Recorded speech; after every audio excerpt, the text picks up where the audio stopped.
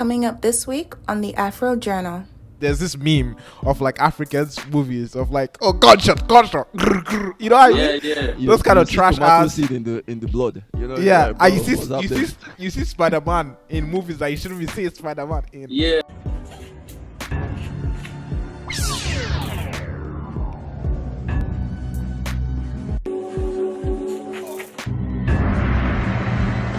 You know what I mean?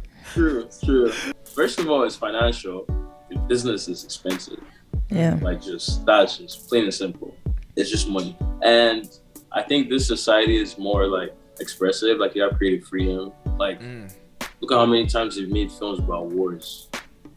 Have you seen a Biafra war film like once in your life? Like, hey, actually, that's a good ass question. Look at us, Yeah. That's a good ass question. I don't think we have. that.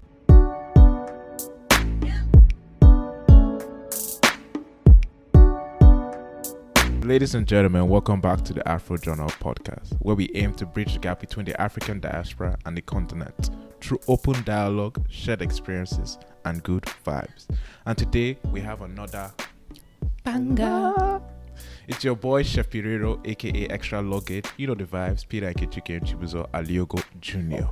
And it's your chocolate glazed donut, always here, always beautiful, always happy, just for you guys. Bole Tasty Benakume. I know it's your toasted caramel. You know your vintage chocolates. Your sweet boy, Chiso, AGK, Jerry, Jeremiah, Ukafo. And as you guys can see, we have a very special guest today. I was just going to give you a short statement, just say that he's my cousin, but he's much more than that. Please introduce yourself. Yeah. I'm not as interesting as you guys. I don't have like, the beautiful caramel. Kingsley Memeh, I'm a director and cinematographer based in Toronto, Canada. You don't know what that is. Yeah. I mean, he just gave you a short snippet of what he actually does. He just gave you the base level. But if you want to know more, you can email me. That part. Slide into his DMs. Slide into the DMs. Yeah. But as you guys know, those of you that don't know, he's my cousin. We've known each other since we were like little kids. You know what I mean? Yeah. And now we're in different places across the world doing different things. So I want to say congratulations to you, bro. But Thank the reason you. that there's a reason why you're on this episode, and the reason is for the main topic of this episode, which is we're trying to get a view behind African cinematography in the diaspora, and that's just something that you probably work on. And how is your relations with that? Like, when did you start doing film and doing all those kind of stuff? Well, it started in high school, actually. Like, I think in my final year, my entire set, we made the film in our Is it Nigeria and Canada? Yeah, in Nigeria. It's somewhere on like somebody's Google Drive. It's really funny. Wait, what school did you go to? Chrisland. What's Chrisland College? Chrisland. I bet. I So, also went to that school. Yeah, you missed out, bro. It was like a village film, like traditional Nollywood, where like village story with like kings and everything. And I went to university afterwards, and I was in comp sci, and I was like, well, this is a little bit boring for me. And then I switched to film. Oddly enough, crazy. I know, being Nigerian is like, what? Yeah, I'm like, being African. That phone call to that your parents. conversation was not fun, like, at all. But I don't know, like, I guess I'm not somebody who wants to like do stuff just for doing sake.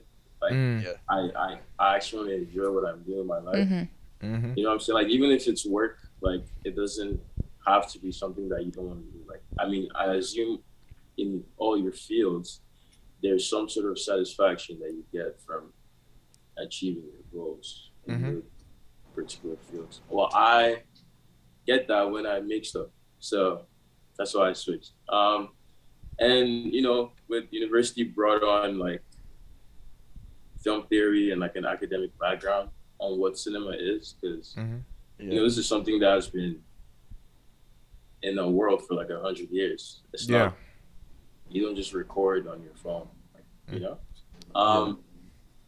so so yeah, like after university, 2020, I graduated like into a pandemic. Same. Very going. I know it was not fun at all, but yeah. So yeah, I guess you can say because I'm Nigerian and I live in Canada, I wasn't born here. I am in a diaspora, or I'm part of the diaspora. Filming here is, I won't say there's anything like, it's not where you come from doesn't, affect your impact too much, but your assimilation into the industry, you might have to climb a few more steps to get to where, people who were born here are. Yeah. All right, very cool, very cool. I mean, I just wanted to dive deep into this because I think that's the main part when people are watching this podcast or like listening to it. It's like, damn, like a Nigerian kid, his parents allowed him to, study film. How was that conversation like? Just focus on that. Like, well, God bless my parents. I love them to death. Like, yeah, they've never really been people who like force stuff on you. Mm-hmm. Like the point of a parent is to guide you, right? Like not to impose their own ideologies on you. And when I had that conversation with them, okay, this is wild. Like I remember like I think it was my second year, and I was just like, that university depression where you're just like, bro, what is going on? Like, hello. And it was beating my ass, like, because I was not enjoying, like, I wasn't bad at comp sci, I just wasn't enjoying it. Like, my friends would, like, get the code working, and they would be, like, geeked out. I'm just like, okay, fine, there's another assignment to submit. Well, what am I going to do, right? And then I started... Do you know what's so funny? Yeah. I was also a computer science major. I was about to say as well. Yeah, and it was my second year is when I changed. I feel like you just realized you're just like and then I remember calling my parents. I was like, "Yo," I first went to the counselor. I'm like, "What can I do?" And just for anybody who's in university watching this, your counselors are not really your friends. Just telling you right now, like they're there. You should take their advice with a grain of salt and do your own research to back it up. They were telling me to go into like gender studies or just. Hey, Jesus! I'm like, what? Guys, I don't know what I can do with that. Like, and you was keeping in the same school. Do something that like I can, that you could work with. Exactly. And I called my parents up, and like. There was the conversation about communications, like mass comm, because that's a very broad discipline, and you can get into anything like business, marketing, all that stuff.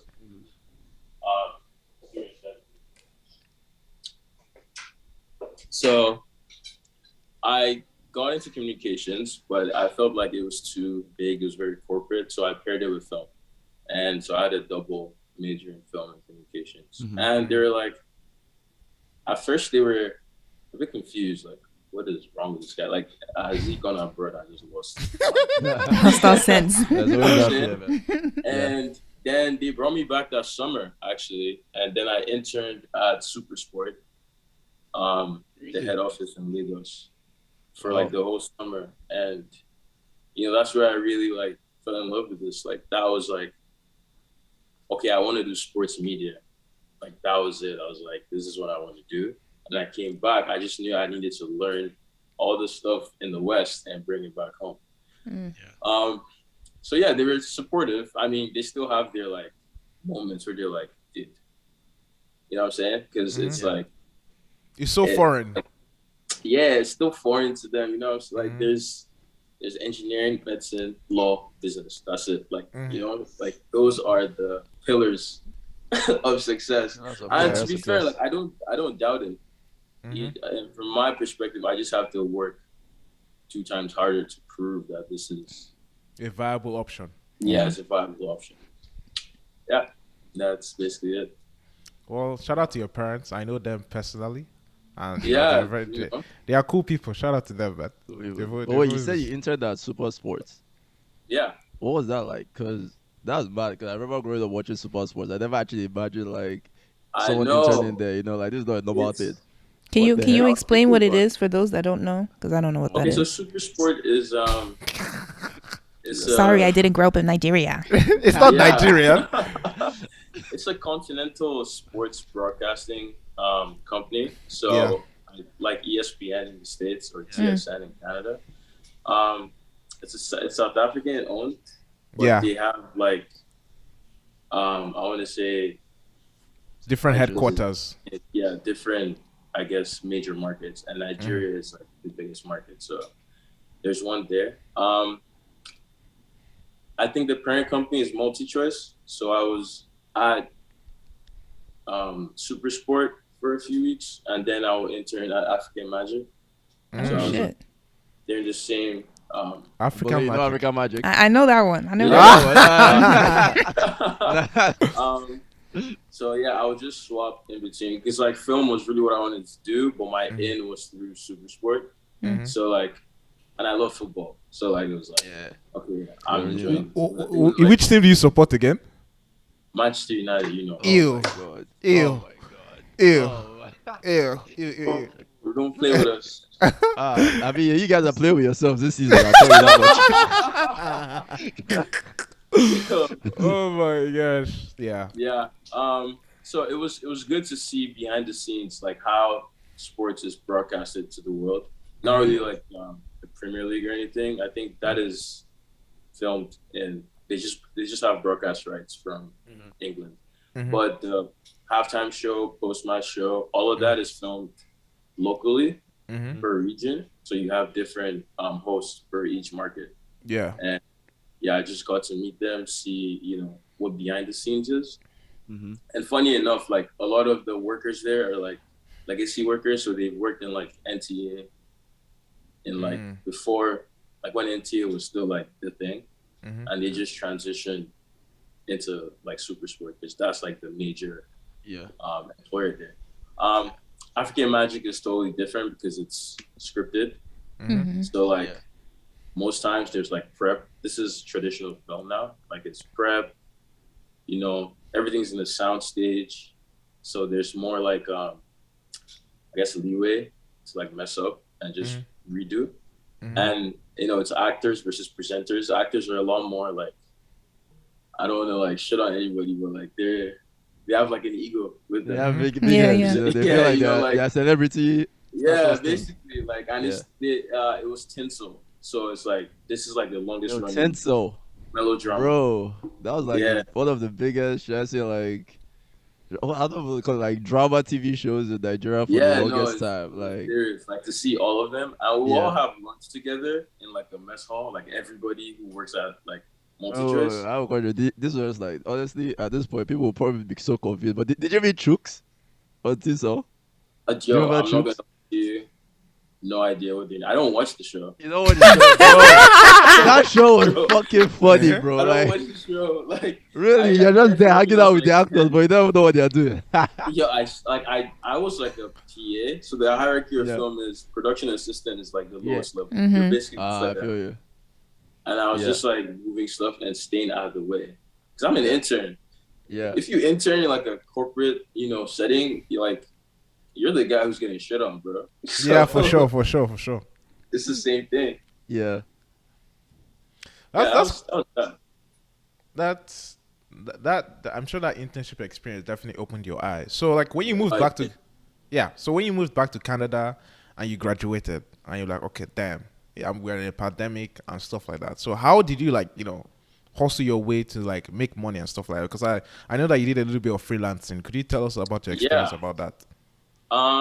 So when you graduate from film, naturally you're like a snob, like a film snob, because like people are just look at everybody who's currently in the market. Like these guys are videographers, man. They're just carrying cameras and pointing it. Like they don't have the logic or the theory to back, why they choose to do the things they do on set. So like coming in, I was like, I'm gonna take all their money, bro, because I'm that guy. Like literally that guy. Like I was like, because I'm black, I'm Nigerian. I'm like, there's nobody in my community that can, test me Basically, that's how I was coming in, like into a pandemic. Literally, like, bro, there's no money in the pandemic, my guy. Like, relax. But I did freelance. Like, I met up with one of my friends from high school who actually shot that movie with me when we were in grade 12, same class. And he was already filming, right? Like, he was making music videos and stuff. And we just linked up and I was like, bro, I do this. He's like, say a word. And I'm like, yeah, man, we can like link up and like grow together. And we freelanced a little bit, like just like music videos here and there, because that's how you get in. Like, you gotta do the music videos for the upcoming artists. Like, kind of like building your portfolio. Yeah, but you gotta make a name for yourself. So the guys with big money, you know, I think my first gig, like, it was $100. Or I think I even lost money. Like, I think I Ubered to another city just to be there, just to meet the people around. Wow. Like $100 Uber. I'm like, I'm just going. And then I met everybody there, and, you know, make your impact. Like, make these people know that you know your shit. And from there, I started getting DMs like, yo, that was fire. Like, I have another one. Can we shoot this? And I'm like, yeah, for sure. And, you know, it starts with like low money, like $200, $300. But like, when you make something for $200, when next somebody calls you, it has to go to 400. Yeah. When next somebody calls you, it has to climb like that. And I've been doing 2020, and we're in the 5 digits now. Hey! So, like, you know, period. Good. I think last year was really the big break because, like, well, not even big, because I don't even think I'm anywhere close to where I want to be. But like, in terms of being sustainable, to a degree, like, the beginning of last year, I shot for Dice Sales. I think you guys should know. Come on, man. Like, we know. Dice, we know. I don't know, but I'm just saying. Is it what everybody knows? Wait, but yeah, that was like it's a Nigerian artist, like, in that, you know, not quite A tier yet, but like B tier, like all these guys are like up and coming. Yeah, exactly. And, you know, that got like our name around a lot. Like who are those guys that shot for Dice in Canada? And yeah, it was like a bunch of freelancing. I personally don't like doing music videos too much. I want to do like actual film, like movies, long form. Yeah, TV. So I just use music videos to practice, and I shoot commercials for like big checks, because companies are the ones who pay you the most. Yeah. Is it like a big difference between like shooting music videos and shooting, like, should I say, commercials and movies and all that stuff? Like, what's like the major difference?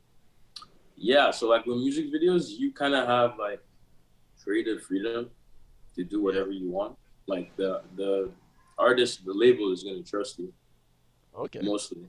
But with commercials, like, and it's very weird. Like, you learn this the more you shoot it. Like, you have to separate like yourself from the work, because they're not gonna let you do everything you want to do, because they have a brand to protect.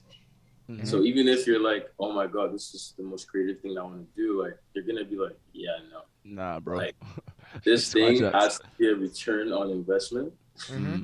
You know what I'm saying? Like, so commercials they're a bit more rigid, but they're very quick.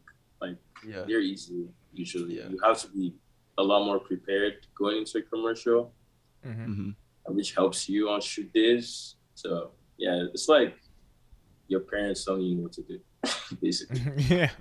The music videos are just do your voice. Okay. Yeah. All right, very cool. Well, do you have any questions, or you just want me to go ahead and do it? No, I was gonna ask a question. So, like, you said, you kind of started up like during COVID, right? So, what were kind of like some of your struggles trying to like make your name, but also working during a time where, you know, every company, everybody is struggling. Yeah, they're struggling. So during COVID time, it was strictly music videos. Like, in Canada, like we have lockdowns, like, fairly often. Yeah. So fairly often, very often. Yeah, like very, very often. Like, so that kind of hampers like your freedom to access like studios or like or anything. Like, and yeah, companies are not making that much money, so they don't want to advertise too much. Mm-hmm. But it's like a weird thing where like because there's no like physical interaction, there's more of a reliance on digital marketing. Digital stuff, Right. yeah. Mm-hmm. Yeah, and like videos are the new thing. Like nobody's reading your copy version of advertisement. Like you gotta make a video about it. Yeah. Yeah. So it's like there's this weird like it's like a stock market. Like it just dip and rise. Like Yeah. 1 month everybody's like, I want a video, and then the next one's like, nah, man, like there's no cash. So it's like I can't really like gauge too much. It was up and down for everybody. Like, but because we were so much on our phones during that period, if you post, like if I shoot something and it's released and I post, like there's a lot of traffic towards it because everybody's just at home. On their phone, Yeah, that helped spread that name. Not gonna lie. All right. That's what's Very up. cool. Yeah. I just wanted to quickly ask. I think this is really important. So obviously, you said that you want to transition from doing music video to long version, type like films and TV shows and stuff like that. So, and I know you started your company. Could you like break that down of like what's that plan? And where do you see that going? Is it like you're trying to do African films, or you're just trying to do like a combination of like your experience in what's like in Canada or whatever? Yeah. I think I want the films to be centered, like African centered or Afrocentric, like Nigerian basically, like not really like. I feel like we all like in this pandemic has taught me something. It's like I don't know if when you're on Twitter you realize like like everybody's living the same life. Like we think it's like different, but like everybody's parents are this. Everybody goes to university to do this. It's the same struggle every time. And when I want to make the films I want to make, like I think they should translate to everybody's shared experience. I really want to make like my personal favorites are like biopics or like historical like films like about events that happened in Nigerian history, because I feel like film is not just for entertainment, like it's a tool. It's educational too. Yeah, to spread a message to the masses. Yeah. Transitioning to film from like short form music videos, like you have to, where I'm at right now, like you have to shoot enough, first of all, to build your maturity on set. Like it's not just like directing a film, you're actually leading like 100 people. Yeah. It's very narcissistic. Like everybody has to believe in what you say in your mind is correct. And sometimes stuff doesn't go well on set, and you have to be mature enough to be composed and lead everybody to the promised land. And like, so I'm building that maturity up. I don't want to jump into it. Like I shoot short films here and there for other people just to learn from them, but I'm also a perfectionist, so I don't think I'm quite ready to do that yet, because this is a business first and foremost. Like people invest money inside and with hopes of getting more back.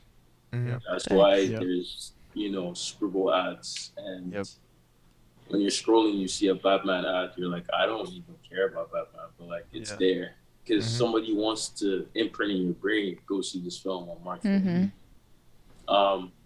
But with that, you have to be mature enough to lead.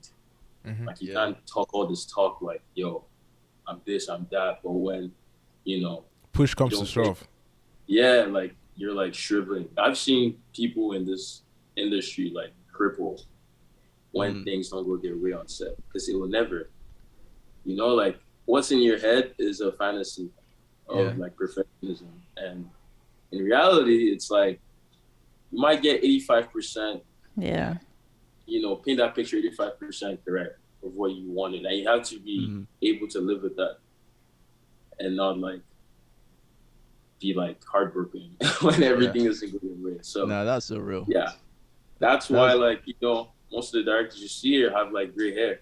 Like it's not. Because it took them that long. They be stressed. Yeah, they're stressed, yo. Like, and even businesses know, like, yeah, you got to be experienced. So I'm just building up that experience. Yeah. Okay. Now that's real, because I mean, even with this podcast, is like, if like we all have different ideas and like things that we have in our minds, and then even like for individual episodes, we have directions we want to take it, but then at the end of the day, we just have to live with the outcome of what it becomes. Yeah. And sometimes it's just like, bro, what the hell, man? And then someone is just like, yo, I enjoyed this episode. Like someone is like, yo, this was dope. Someone is just like, yeah, I did enjoy that shit, man. It was just like, what was this? But if they would just all have to live with the outcome of it and then move on to the next one and then move on to build. That's it. Yeah. And like, even the directing of, because I mean, from what you said right now, because I'm thinking about you as like a cinematographer, almost. Got it. So I got that bit. So like, when it comes to filming, right? How does directing come into the mix? Because is the cinematographer also directing, or is there a director that directs the cinematographer? Yeah, it's like a funny thing that like the question that everybody also asks on set, like who's actually leading here, bro? So the director is the overall like god on set. Well, the producer is, but that director speaks to everybody. And it's his vision or her vision that you're trying to create. Now, the dynamic between the cinematographer and the director has his ideas, man. Like, oh, I want, when this guy walks into the room, I just want a shadow or like a light streak to just create their face. The cinematographer's job is to bring that vision to life. Okay. So cinematographers are more technical. They control the lighting. Yeah. Which is done by an individual like himself, like a gaffer. And they have like camera assistants that build up the camera. So the cinematographer actually chooses like what lens are we using, why are we using this lens, what lights are we using, what grip equipment. So we have like different camera stabilizers, like dollies, like the moving ones. Yeah, the moving ones. And it's the cinematographer's job to kind of like decide. So the director says he wants to push in.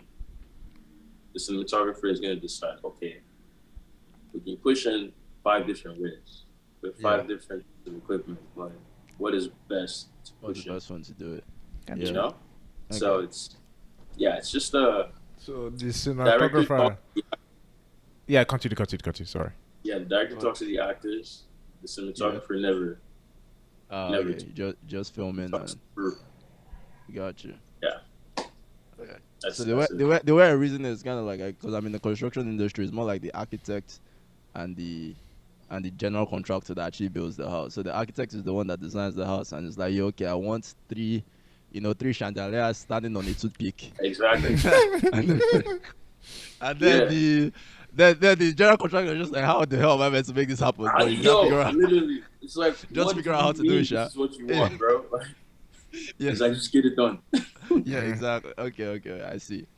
All right. So like, even like staying within the filming industry, what's your experience like with, I guess, the difference between filming in Canada versus filming in the UK? Like, I don't know if there's like Hollywood or what do you guys have there? Like Hollywood versus, should I say, Canadian wood? Yeah. Canada and the United States have a very unique relationship, whereas like this place is just an extension of Hollywood. Like, okay. Because, like I said, you need money to make stuff, and all the big bucks are in the States. So this is like a feeder. So it's a feeder nation for them.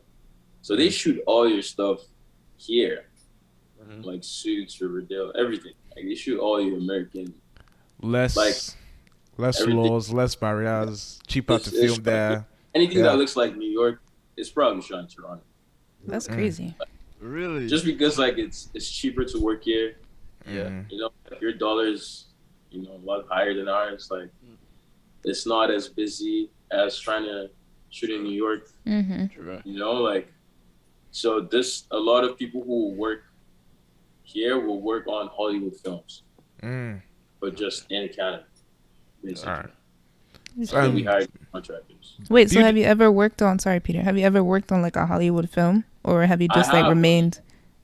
You have? On a Hallmark film, actually. That was in my final year of university. Hallmark, okay. That's big. Wow. Yeah. Mr. OG. Old ass TV. It was a lame ass TV film though. It was like a Christmas film. That was a Christmas film. Oh, all those Christmas films. Oh my God. My mom's favorite. Yeah. It was Hollywood. I was like, I do not know anybody on this set. Like, it is what it is. It is what it is. Man. We move. I was looking to get their Christmas miracle. Yeah. Building off that, like you were comparing, like how you said that Canada was basically an extension of Hollywood. What is the difference you see between basically the West and African movies? And like obviously there's definitely a difference in capacity and technicalities in the movies that we're able to film and produce. Even the type, like we don't see all these like big superhero movies coming out.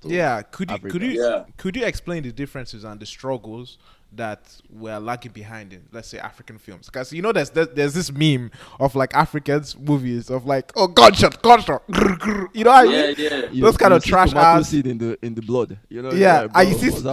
You see Spider-Man in movies that you shouldn't be seeing Spider-Man in. Yeah, you know what I mean? True. First of all, it's financial. Like the business is expensive. Yeah. Like that's just plain and simple. It's just money. And I think this society is more like expressive. Like you have creative freedom. Like look at how many times they've made films about wars here. Like, have you seen a Biafra war film like once in your life? Like, hey, actually, that's a good ass question. Look at us, that's a good ass question. I don't think we have. Like you just see YouTube videos and like people talking about it on YouTube. And like maybe add some animations and stuff, but you haven't seen like a movie about a dedicated documentary. I haven't seen it. No. Actually, though, Half of a Yellow Sun. Now that I think about it, I don't know if you guys know that by Chimamanda. But it was a bit like also like fictionalized in a way too. Because they added like the love story aspect to it and all that. It wasn't really, it was about the war, but it's more like love within the war. Yeah, exactly. It's just set in that time. But it's very fictional. Yeah, you can't make like something that is directly commenting. And I think there's actually like a censorship law against that. Like back home, like you can't make anything that induces political unrest. I don't know if I'm right, but I'm pretty sure that's like an embassy law. I wouldn't be surprised. Yeah, like we actually said it at the same time. We wouldn't be surprised. But it's purely financial. I'm going to say, because there are a lot of creative people back home. They just don't have the equipment to do, or like the financial backing. Like you see a film like any Christopher Nolan film is like $100 million plus to make. Like that's like Inception, Batman, Tenet. Yeah. You know, like.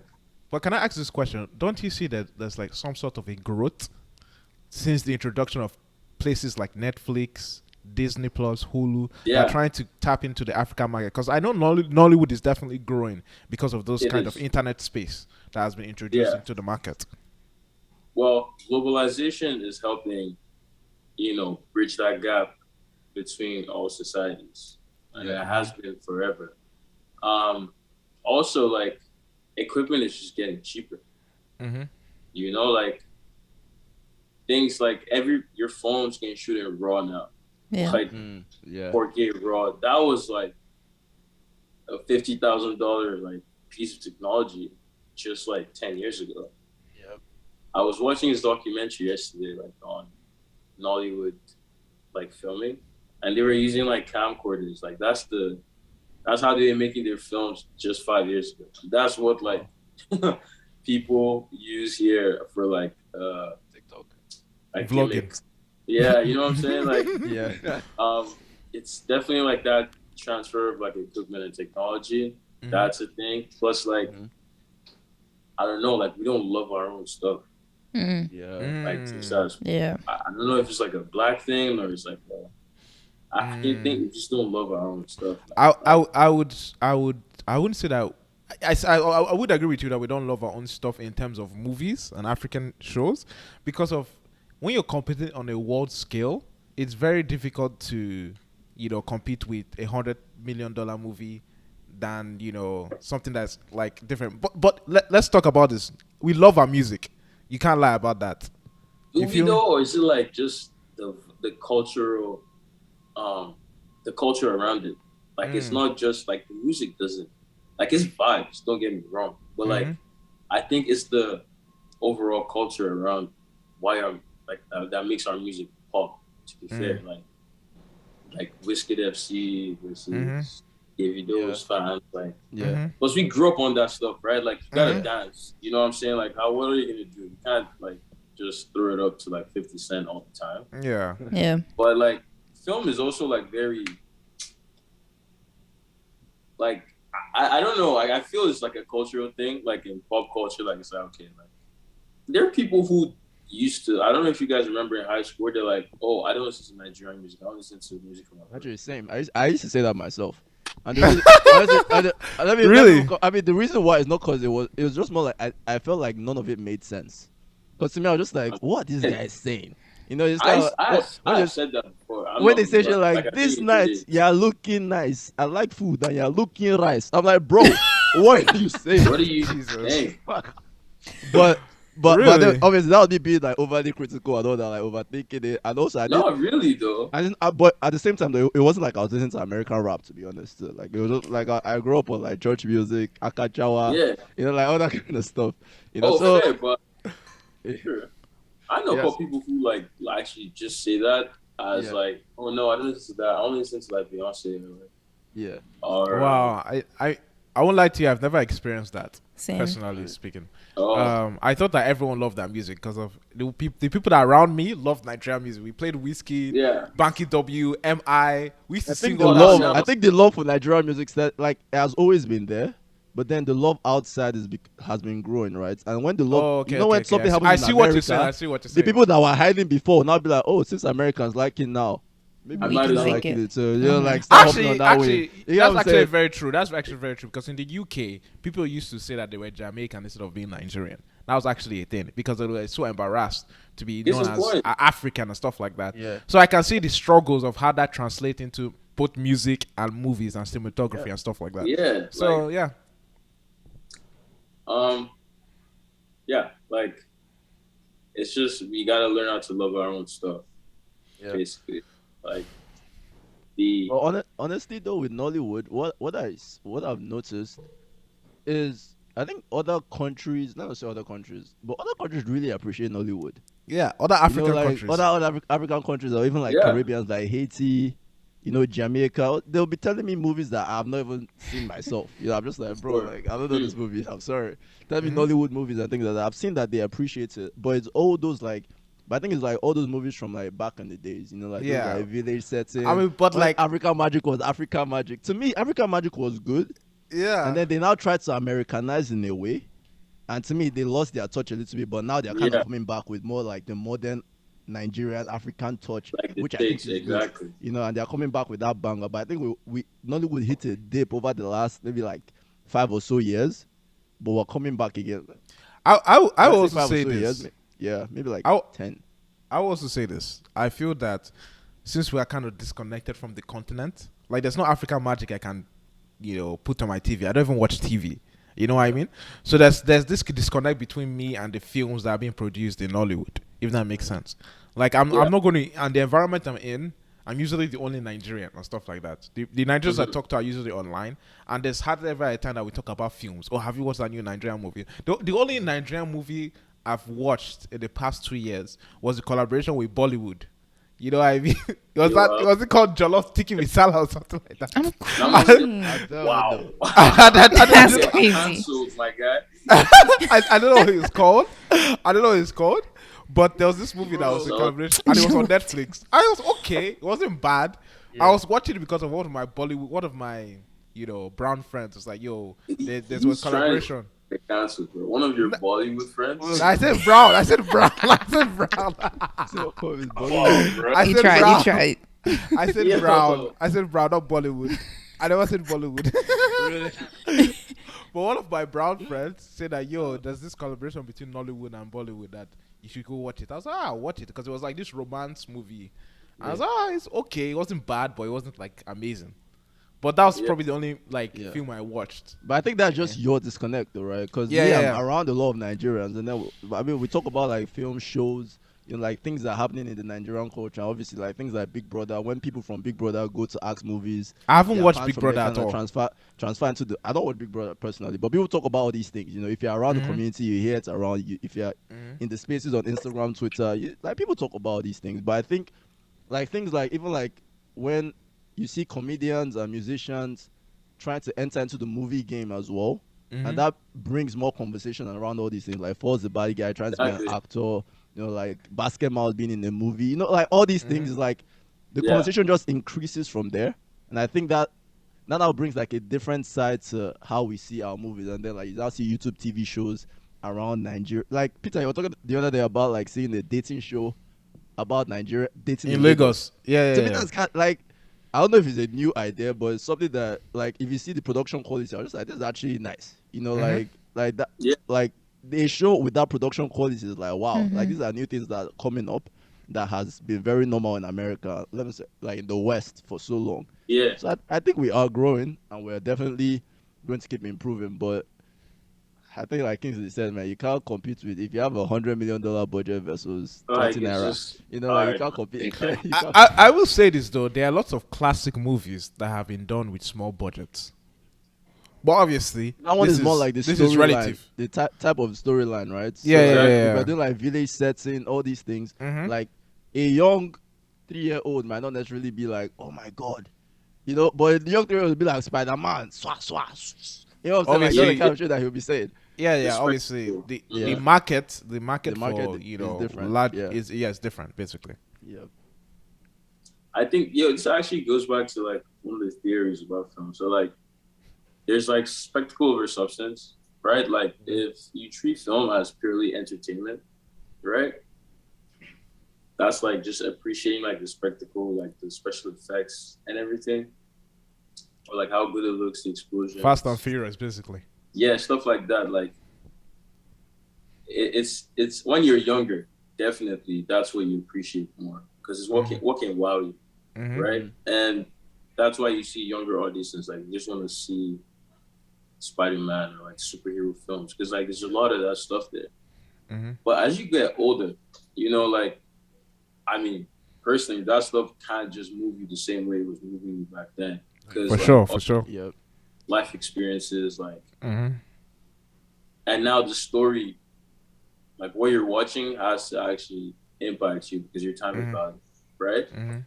I feel this might be where we might have shortcomings as an industry. Like we don't, like back home, especially like our attention to like what our story is saying is not up there too much. Like we don't make stuff that like makes you stop and be like, wow. It's quite funny that you say that because I believe that there are a lot of Nigerian Hollywood script writers that are quite famous. You know what I mean? So we have great writers. I don't think so.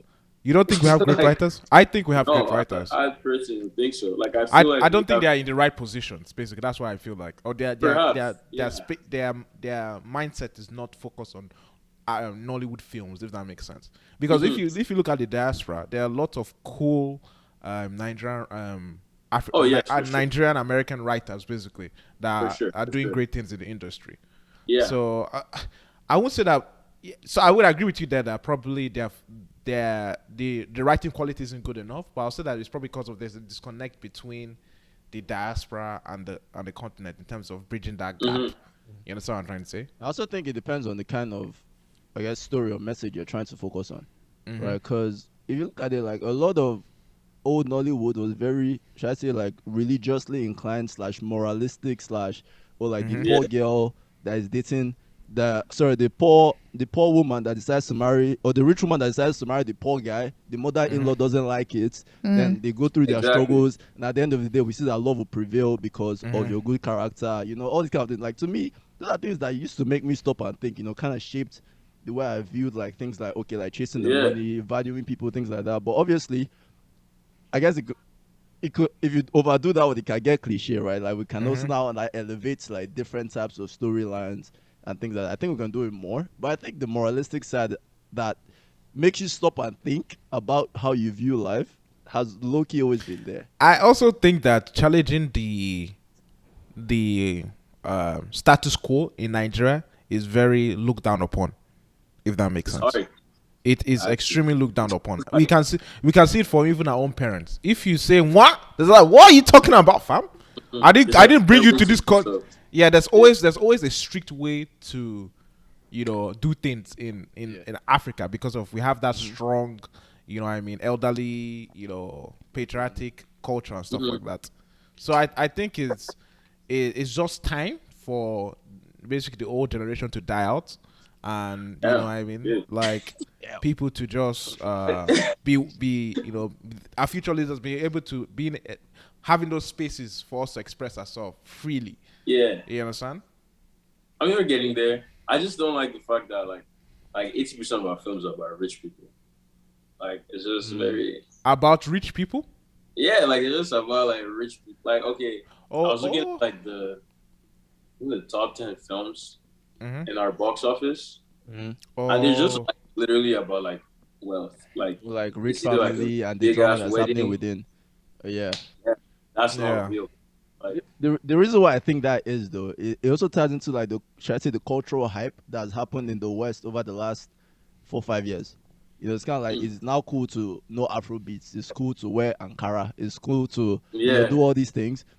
And all those flamboyance with our like Nigerian culture, like those movies, is what shows that kind of culture that the West wants to assimilate, And to me, that like makes them, should I say, box office more like. So we're like pitching ourselves up. Culturally, makes sense. We're also lavish, basically. That's what I'm trying to say. We're lavish as well. We're lavish as well. So I mean, there's an argument for that. We want to rewrite like how we're viewed. How we view instead of like just like the poor African child, I guess narrative and like living in. I feel like they could be more things. like on the nose stories. Like, bro, I don't know. Like, I guess there are people who have these like lavish weddings and like lavish lifestyles, but like, yo, that's like a 1%. Yeah, like you don't have to be like piss poor, but like. What about stories about like insurgency, bro? Like, yo, these people in the West make stories about like 9/11 or like, just like the problems they have, and they're not made for us. Like broken people, like stories about broken people, like those are what are critically acclaimed. Like they might not. So it's like Kingsley, I'm getting a vibe from you that you want to tell some really sketchy stories. Some deep story. No, deep. I mean, it's deep. But what I'm trying to say, why I my sketch is like your African press were like, yo, why are you telling us this story? Why we watching this? Why are you talking about that nonsense? Like, God pray, fam. No, just because like I feel like personally, well, they're all going to be true. Like I feel like. The best like stories are things that actually happened, and I just feel like I don't think any of like us really know our history properly, especially just because of like from school. Like there's certain cultural parts of our history that we just don't know. Yeah, for sure. Like they're just like, oh, this is your president. That was when you got independence. This, that. But like culturally, what was happening? Like we all know about like LA '92. Actually, that's OJ. Yeah. Like, like those like intricate stories. Yeah. That were very vital that to the culture. Yeah. Yeah, exactly. We don't. Those are the stories I want to tell. Not necessarily like broken people, but like. Okay. I see what you're saying. I like the way I would think about it. I'm just like that's what I appreciate about the West. Like they make every story in such a creative way that it makes sense for you to even be interested in it, right? For example, I'm just thinking about it, like how Netflix has become a part of the culture, like Netflix and chill, all these things. I feel like there will be a documentary about Netflix very soon. That's why I think it's just like No, kind of it's and then they just talk like- about like how they're giving you numbers about how Netflix and the introduction of that shaped the culture and the next generation of how we view media, things like that. Just like, bro, like I like to see a documentary about like like Nigerian comedians, like or like just like comedy, Yeah. Nollywood, things like that. That You know what's also That'd be next? deep. Like I also love to see like a documentary about the Afro genre. Like ooh, how mad. like we shaped How the we had whole Kingsley, how, yeah. how we changed the whole podcast industry in whole of Africa. We're number one, we're killing things. You know what I mean? Just Maybe Kingsley can saying. direct it for us. Book it here. Book him. Are you going to charge us 5 figures? Are we going to get Price discounts? was not yesterday's price. Oh my gosh. But I do think there's definitely a space of growth and telling all those kind of beautiful stories that you want to tell. You understand? Yeah. And those are stories that I would personally be quite interested in because of like doing fiction and stuff like that. It's not the type of movies I like to watch. I like to watch like non-fiction and like things that actually happen that have affected us now. Yeah, like Exactly. kind of like historical Bro, you movies. like anime though. You like anime though. Of course I love anime. For That's entertainment. all fiction, yeah. bro. Yeah. That's all fiction, bro. But I watch documentaries to the day I die. You want to argue that one? Yeah, True, yeah. true. Yeah.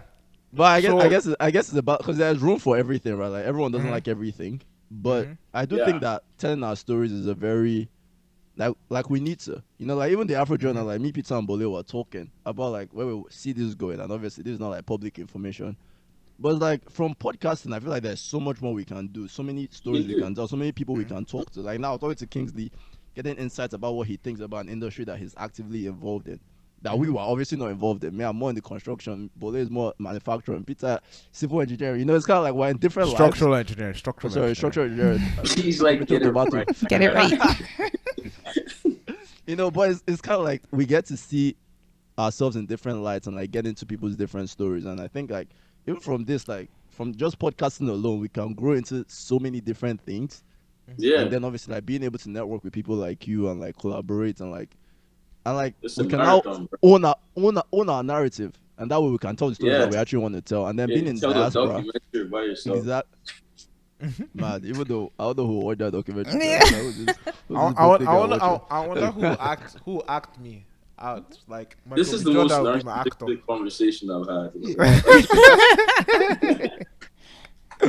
Yeah, you have to be baby. your number one fan at the end of the day. Yeah, you have to yeah. believe in yourself. At the end of the day. So if you Yeah, believe then you're who going act somewhere, me?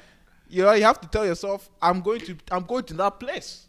I'm not gonna lie. Let's answer that you know, question. Oh, sorry, go.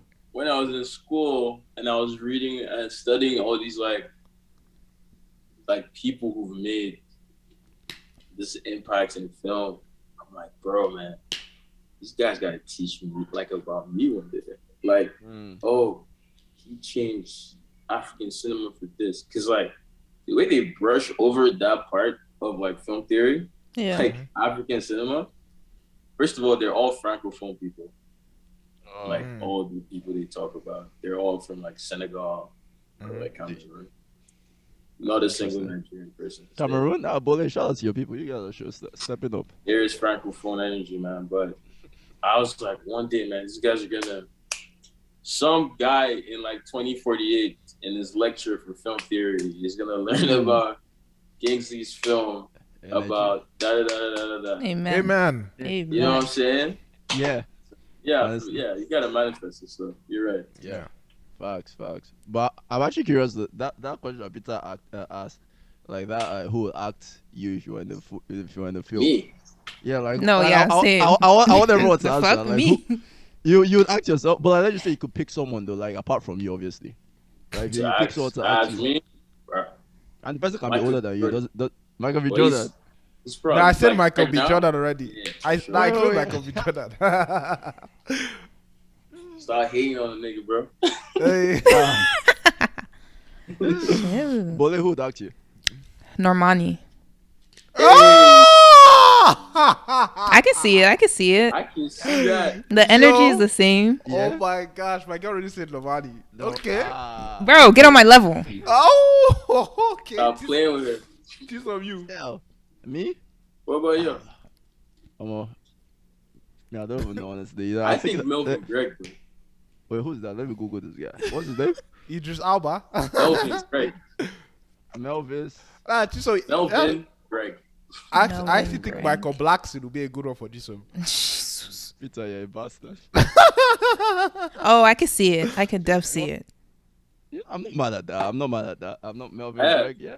And even do you guys know this guy? This guy from All American. That was you guys watch the show All American. Jordan? No, Jordan. Spencer's Which one? brother. Spencer's stepbrother. That came from what's this place? You don't watch that, Peter? No, I hardly ever watch African You American watch All shows. American, bro. Like we literally talked about this before. Oh, I probably watched one season, and I don't remember. I don't remember this guy, but remember the stepbrother that had to leave because his mom had some issues. Spencer. I think so. Just so whatever. It's not that deep. Yeah. I got you. But I forgot that guy's name. But I'm thinking that guy. But no, there'll be a picture. There'll be a picture. After I gotta do my research after. All right, but okay. So this one is more like I guess kind of like a side conversation, right? But being in the industry, say you worked on music videos, you worked on like some what's it called? Some commercials, some short films, all that stuff. How do you manage doing that and keeping your professionalism when you're working with women? Because that's also one thing I'm curious about, because you have to film women from different angles, interact with them. I don't know how deep the interaction is and all that stuff. How do you keep your professionalism? And is there like an industry like line with like crossing that barrier? Actually, that's a good question. Now that I'm thinking of it, so. Wow. The way you started, it was sketchy. The way you started, it was very sketchy. But I was like, when you landed, I was like, okay, that makes sense. But when you started, I was looking at you, I was like... My thoughts be coming. Honestly, I was quite scared. I was like, yeah. Well, like, I mean, my, like, approach to it is, like, I treat everybody with respect. Like, everybody's, like, genuine to me on set, right? Like, I talk to everybody the same with respect. I don't treat anybody differently. Now, when it comes to, like, performing... right? Like I'm still in like the space where like, I don't know how they do this on camera, but I don't judge it, bro. Like I gotta go to them and say, yo, are you comfortable with doing this? Yeah. And I've had like Vixens tell me like, that's it? Like I've done worse, B. Like, what's really? up? I'll do anything you want me to do. Like, damn. Because you're like, I'm looking at it from like, okay, it's hard to not look at it morally, right? Like, because of your upbringing. Yeah, but this is somebody's job. Yeah. And they've disconnected whatever you've associated with their act. And it's just like, it's just a job for them. Yeah. Like, there's no pleasure in that. Like, and a lot of times I have to, like, pattern, like, the people around. Because, like, if I'm shooting a music video for, like, a rapper, and rappers have like entourage of like people you don't know what they're doing there, but they're there. Like, and those, like, there's a vixen or a couple models just doing their thing, and you're hearing like side coms like, woo, damn, you gotta kick those guys out, bro. Like, because sometimes they make them uncomfortable. That energy can be very toxic. Yeah, they don't want to be sexualized per se. They want to be hyped up, but not sexualized. Mm-hmm. Right? Like, that's from a performance point of view. Part of like crew, you gotta respect. If you're working with a female director, you gotta show the same respect as working with a male. Like, it's just like. We're in the 21st century, bro. Yeah. Yeah. Like, if I don't think a director knows as much, in my earlier days, I would be like a snob. Like, really? You want to do that? Seriously? Oh my God! That really? That runs with Red the flag. Undergo family. I can see that. Oh, That's bro. exactly what Peter What? is. That's how Peter is. Peter is What? such a snob. Like, How am I? What are you That's saying, where you're bro? going? No. Like, I do that to only people I personally know, not in public. Nah, not like someone I know. everybody, bro. Like, Nah, seriously? I can't do that to everyone. That's where you're going with this. That's the hill you want to die on. But I've matured to the point where I'm like, we can have a conversation about it. Like, everybody doesn't like enter this industry from the same point. Yeah. Right? Like, so it's all about like, okay, you want to do this, but there's also this way. Basically focusing on accomplishing the goal. That's the whole point. That's the whole, literally. Like, not. So, like, in terms of, like, I don't know, personally, I respect everybody that I work with. I've been in situations where, like, it's borderline, like, disrespectful. Like, or women on set are, like, being disrespected. And you gotta say something. Sometimes you're not in the place to speak because it's not your project. And there's a lot of money riding on this. So you kind of have to, like, drop that moral standing. Put a blind eye. Yeah. But, like, like, this is fucked up. And I don't know if that's, like, terrible, like, from a humane point of view, but, like, I mean, I think everyone understands, though, right? That you just you know, the situations you want to speak up in, but it's just not the time or the place, or like you're just not able to do it. Yeah. Like, you're not in the position to make that sort of change. I can't make any change. Yeah. I'm just gonna be the guy who says something. Like, you know? Yeah. I don't know, because now I always think about that dynamic. Chiso is basically standing that he's a whore, and he's just. Which is cool, I'm just thinking about it from a realistic point of view, bro. Like, it's just like, yo, like, obviously me being on the outside, I don't know what goes on the inside. You know what I'm saying? But when I see all these video vixens and all that, in my head I'm just like, man, I pray for them, man, because I know how toxic niggas can be, and I don't know what they had to do or face or like do to even like get through and like shoot the video itself. So is that what your mind was? No, you gotta be a I mean, that's probably where my mind was. Like, you have to be a serious perv to be able to like sexualize somebody when we're shooting. It is so like, and there's lights, cameras everywhere. Like, if you're still able to like there's no privacy. Like, how are you getting a kick from this? Like, there's like 30 people watching me right now. Like, are you gonna be like, damn, shawty? Yeah, like, bro, yes, like, you're gonna look like a fool. Even if you're the one getting twerked on or whatever, bro, like, there's like 30 niggas here, bro, looking at you like. you can't. How are you gonna get up on there? Like, we're literally recording you. This is not that's quite funny. I see what you're saying. Sometimes though, the body gives. I'm not gonna lie. So I'm just like, I can see it way where, like, you know, you don't mistakenly, you're not really looking at the environment. You're like, oh, boy, this. You're like lost in it. Yeah, this is alcohol in front of me, you know. So, you know. So I don't know why you asked that question, but it was a valid question. We accept it. We accept it. Valid question. Nah, bro, it's just like, honestly, things I think about, you know, All right, I think we should, you know, kind of break it down and end it on this cool note. So basically, you know, we all have goals and ambitions, and I just wanted you to just flesh that out for the Afro Journal podcast. And we're calling it right now. We're putting it into the world, into existence. You know what I mean? Oh, I guess you gotta say what I want to. Yeah, just go ahead. You know, contact Kingsley. You know what I mean? Because of at the end of the day, this is a collaboration between multiple people on the Afro Journal podcast.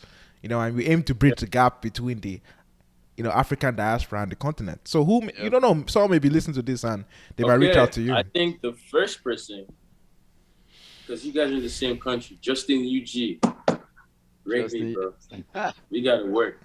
I watched this High School Chronicles. That High School Chronicles. Story. That guy's good, man. We can, you know, take it to another level. Yeah. I want to make films that send a message to our people, Africans, not just like Nigerians. Make them, you know, think about where they're from. I also want to do some sports shit. I don't really know what, like, bro. I just love football so much. Maybe like a football documentary about the Super Eagles and shit. Like, I don't know, bro. Like, before I die, I gotta make my own impact on that. Do you know what I think you should do? I think you should work for an MLS team. Bro, I was thinking about that. I have one here. Toronto FC now. Yeah, them niggas disaster, but you know, we can do something. I thought about it, but like, I don't know, man. I don't like making my hobbies work, because then I lose the joy of doing it. Yeah, nah, that's You know, real, bro.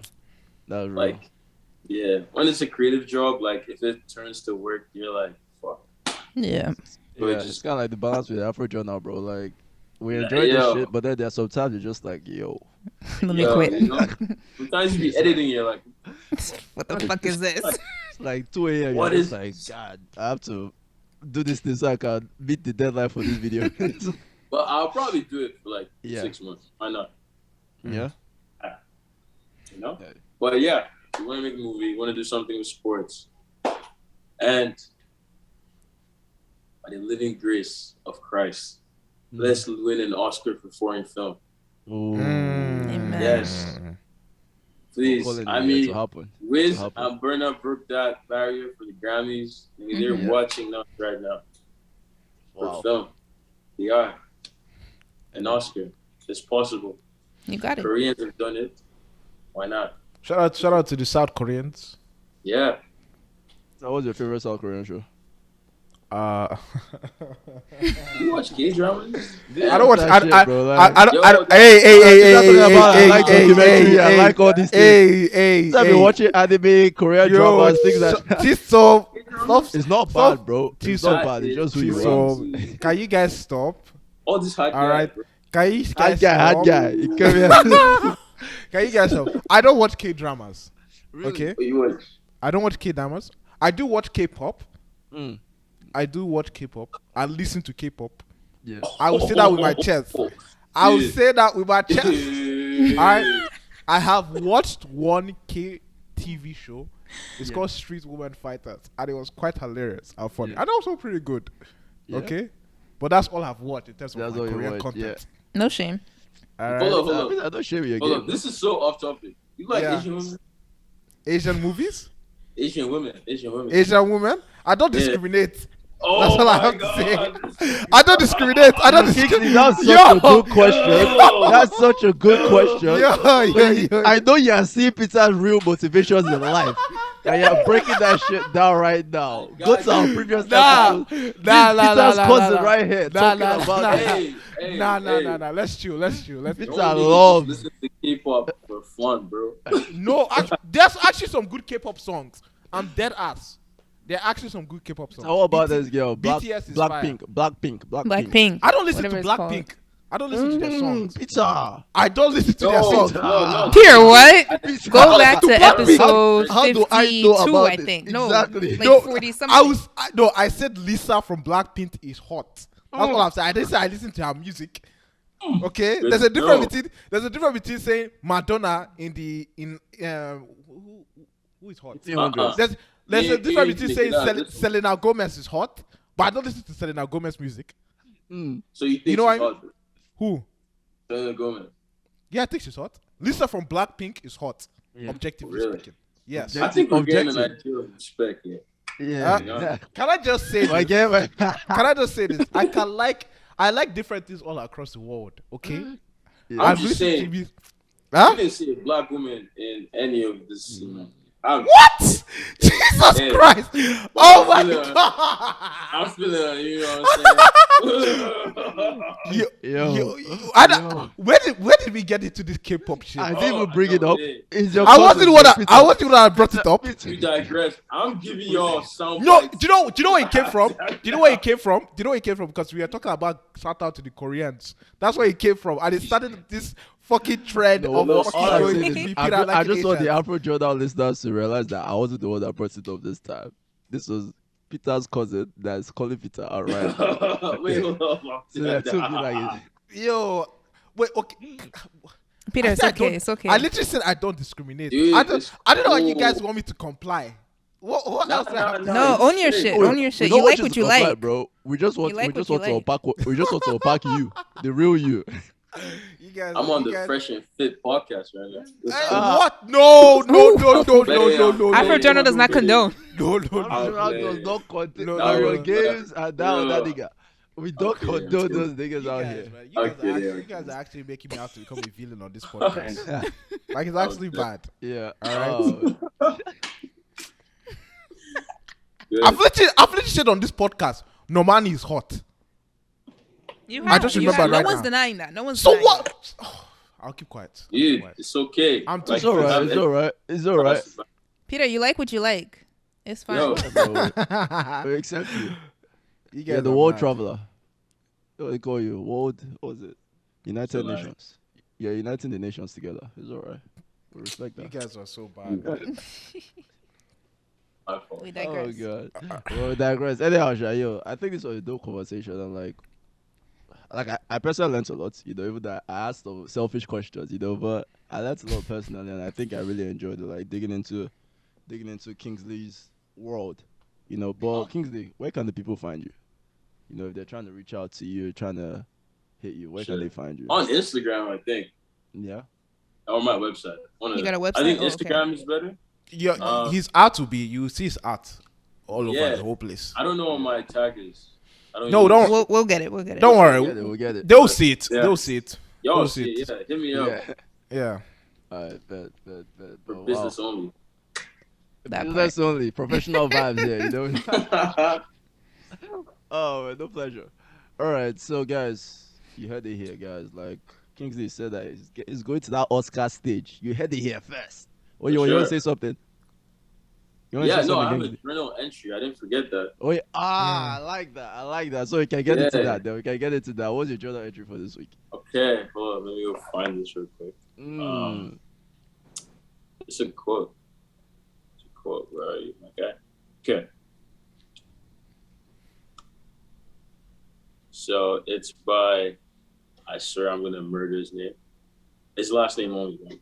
It's alright. Jibril Diop Mambeti, Okay. Senegalese film director. I hope I said that right. I know I said Jibril and Diop right. Yeah. Whatever. And he says, birds know what God is like. They're nearer than hyenas to God. They're like some kind of elephant whose wings flow in the wind. And African filmmakers can be birds for reinventing the seven art. We are perhaps poor in money, but so rich by situation and hope. Bars. Words Deep, bro. Bars. Words. Don't think about that. It's literally back to what I was saying. Like, man, we have so many unique stories to tell, bro. Like, stop all this That's real. lavish, luxurious shit. Man. Just by situation alone. Yeah, man, we Yeah. got real stories, bro. That's real. Like that, like leaving the village to go to Lagos, like, bro. That was like a real thing, my guy. Like, Yep. Very real thing. like, Very bro, real. you know. But yeah, that's my shit. Chiso, what's your journal entry? Appreciate it. My journal entry this week is let me see. What's this guy's name? Melvin Gregg. It looks like you're the one that explained me in I'm my movie. crying. So hit me up. Bola? My journal entry for this week is no more Netflix and chilling. What? Get to Netflix and chill. What It's is it Hulu. She's doing Hulu and chill. No, HBO No, Max. I'm doing just HBO chill. Max. Just HBO Max chill. and chill. Just chill. Let's go. Wow. Yeah, ain't nobody like all that. Bro, don't. Nah. Get to the point, B. Hey. Talking about. Oh my gosh. Alright. That's hilarious. Peter, what about you, fam? My journal entry for this week is shout out to Nollywood, man. Keep doing your thing. yeah. Keep growing. Dude, Keep doing your thing and keep growing. That's just the way I say it. that was your chance to big up all the black women you disregarded. Right. I can't believe you fumbled that. I was about to say something like that too. When you said shout out, I was like, oh. What? That was your chance. That's dog. crazy. Yo, That was- I'm just- you I know guys everything. are my enemies. You guys are my enemies. You guys are my enemies. You guys are setting me up. You guys are setting me up. You guys are my enemies. You guys, look at the position you're putting me. If I say it right now, I'll say I'm just saying it just to say it. You can't now. If I don't say it, Obviously. say you see him, he's not saying it. It's blind. Fuck Just you make an guys. episode dedicated. Fuck you guys. Fuck you There's guys. no way in this situation. Fuck you guys. We out. Okay, we done. Bye bye. What? Okay, peace.